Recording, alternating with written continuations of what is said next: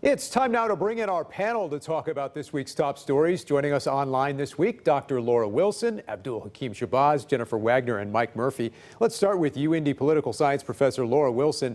Laura, Attorney General Curtis Hill was critical of Mayor Joe Hogsett this week for limiting church services to 25 people. A lot of layers to that, obviously, in terms of the debate itself, the role mayors play, and the AG's suspension that takes effect tomorrow.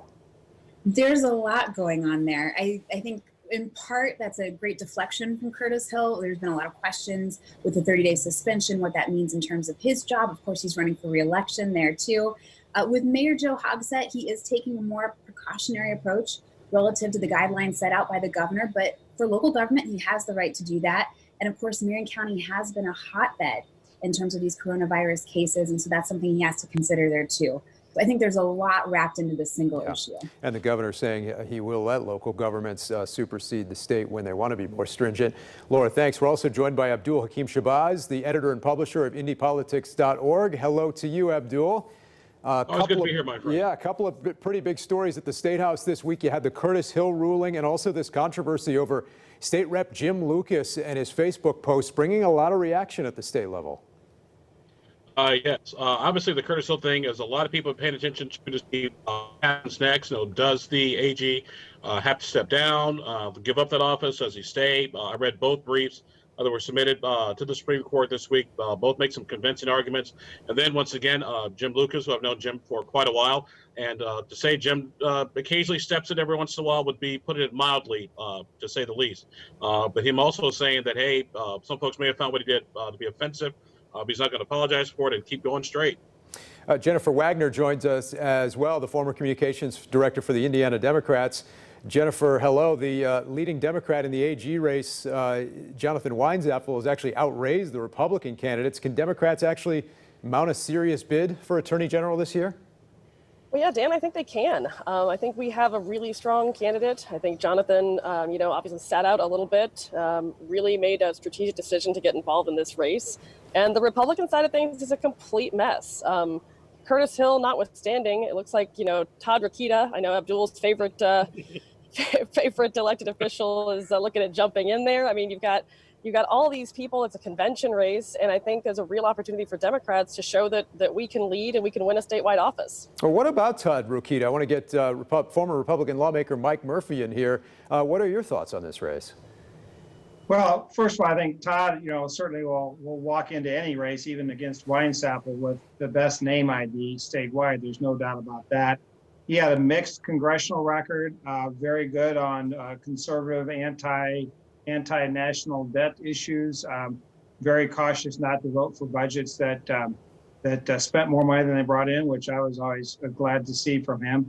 But he was not without controversy. I mean, when his first few weeks in Congress, he stood on the steps of the U.S. Capitol and told a CNN anchor that she was beautiful, but she had to be honest too.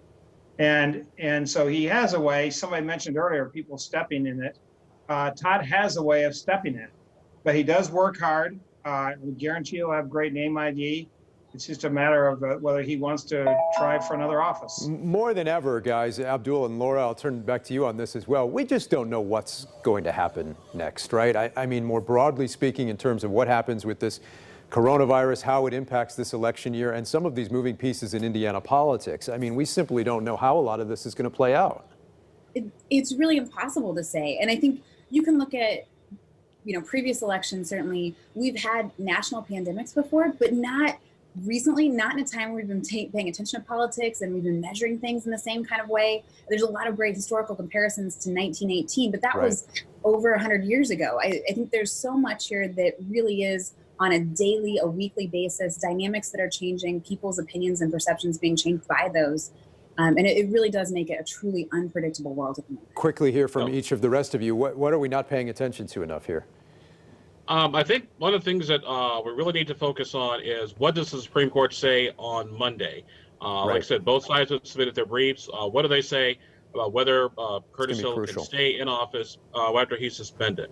Jennifer, Mike, what else should we be focusing on here in the midst of so many things happening all at once?